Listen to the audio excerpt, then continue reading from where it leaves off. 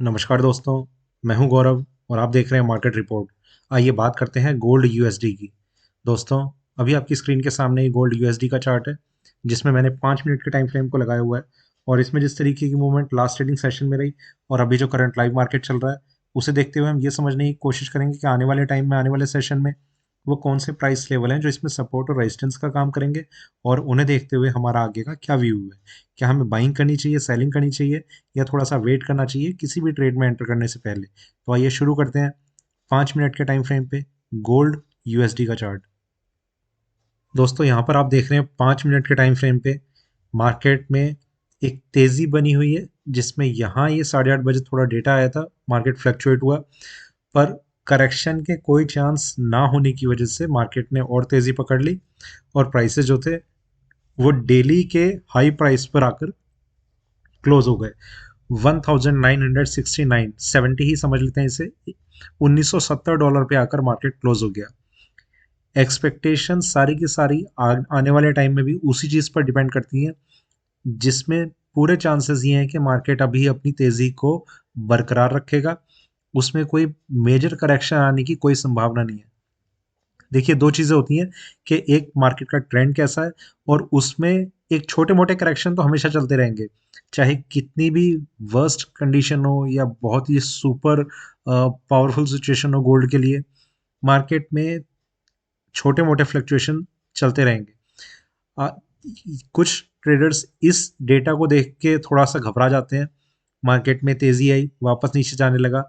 आप देखेंगे कि यहाँ पर मार्केट ने मतलब उस टाइम तो हमने डिस्कस करा नहीं, पर ये लेवल वो था कि अगर इस प्राइस के नीचे मार्केट आता तो इसमें थोड़ी सी वीकनेस आ सकती थी। ये मैं उस टाइम की बात कर रहा हूँ जब मार्केट में ये फ्लक्चुएशन आई थी।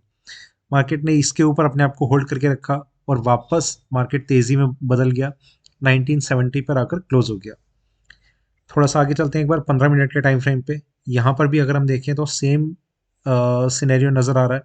जो तेज़ी है वो बनी हुई है, बिल्कुल टॉप पर आकर मार्केट ने क्लोज किया। वीकली क्लोजिंग बहुत मैटर करती है, मंथली क्लोजिंग भी उसी तरीके से, उससे भी ज़्यादा मैटर करती है कि मार्केट में मंथली क्लोजिंग कहाँ पर हुई है।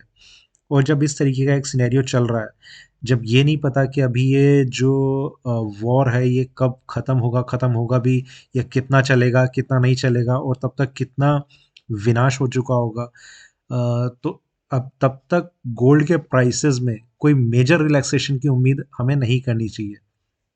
1970 का प्राइस चल रहा है। थोड़ा सा और टाइम, कम से कम ये चीज़ें एकदम से नीचे आती हुई लग नहीं रही। जब तक कि प्राइसेस में, आज भी वैसे सुनने में आ रहा है कि कुछ सीज फायर की बातचीत हो रही है, पर ये इतनी ज़्यादा स्ट्रांग होनी चाहिए कि कोई भी मिसाइल इधर से उधर नहीं जा रही है, और सारी की सारी चीज़ें जो हैं वो स्टेबल होती हुई नजर आए। तभी गोल्ड के प्राइसेस में थोड़ा सा रिलैक्सेशन देखा जाएगा, अदरवाइज ये तेज़ी अभी और बढ़ेगी। इसके साथ साथ हम लेवल्स को ज़रूर ध्यान में रखेंगे। यहाँ पर हमने देखा मार्केट में तेज़ी, करेक्शन, फिर मार्केट में यहाँ पर कंसोलिडेशन के बाद ये तेज़ी जो है बनी रही। और आपको ध्यान होगा एक वीडियो और हमने बनाया था लास्ट टाइम, जो गोल्ड यूएसडी का बनाया था, उसमें इस लेवल पे हमने बताया था कि ये प्राइस अब अगर ब्रेक होता है तो ही मार्केट में वीकनेस आएगी, अदरवाइज मार्केट यहाँ पर बहुत एक स्ट्रॉन्ग सपोर्ट देख रहा है। तब 1880 के लेवल की हम बात कर रहे थे कि इसके नीचे मार्केट सस्टेन नहीं कर गया और इसके ऊपर ही मार्केट बना रहा। तेजी आई, वापस मार्केट यहाँ, और ये तेजी अभी तक बनी हुई है 1970। ठीक है, और थोड़ा सा और आगे चलते हैं 4 घंटे के टाइम फ्रेम पे। यहाँ पर ये तेजी, करेक्शन, वापस मार्केट टर्न लेता हुआ ऊपर की तरफ जा रहा है।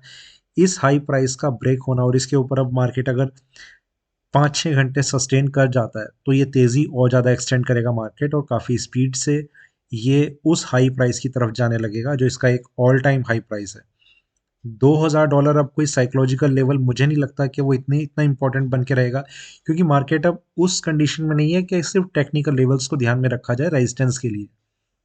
मार्केट उस कंडीशन में है कि जो तेज़ी है, क्या ये रुकेगी या नहीं रुकेगी, सबसे पहले वो चीज़ ज़रूरी है।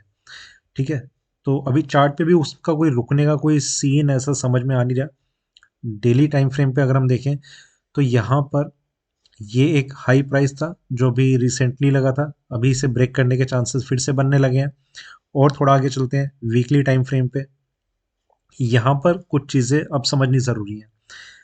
देखिए, ये एक तेज़ी थी, मार्केट यहाँ पर रहा, बहुत टाइम तक इसने इन लेवल्स पे कंसोलिडेशन दिखाया, ठीक है। कई बारी मार्केट में तेज़ी लगी, मंदी लगी, अभी मार्केट में फाइनली एक ब्रेकआउट, बहुत स्ट्रॉन्ग ब्रेकआउट आया हुआ है और प्राइसेस जो है वो ऊपर की तरफ ब्रेक हो चुके हैं, उसके भी काफ़ी ऊपर सस्टेन कर रहे हैं।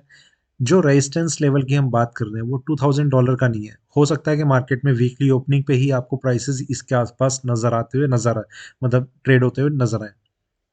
जो स्ट्रॉन्ग लेवल रह सकता है वह 2076 74 सॉरी 2074 के ऊपर, इसके ऊपर मार्केट का आना एक बहुत तेजी दिखा सकता है। अभी खैर वो $100 ऊपर है, इतना इजी नहीं है पर इतना मुश्किल भी नहीं है जिस तरीके के सिनेरियो अभी हमारे सामने बने हुए हैं, ठीक है।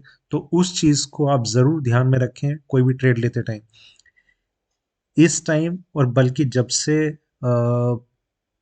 ये वॉर जो छिड़ा हुआ है तब से एक ही चीज मैं बार बार कंटिन्यूअसली कह रहा हूँ, शॉर्ट पोजीशन को अवॉइड करें जब तक कम से कम ये पोजीशन कंट्रोल में नहीं आ जाती या फिर मार्केट एक मेजर करेक्शन की तरफ अपना रुख नहीं कर लेता।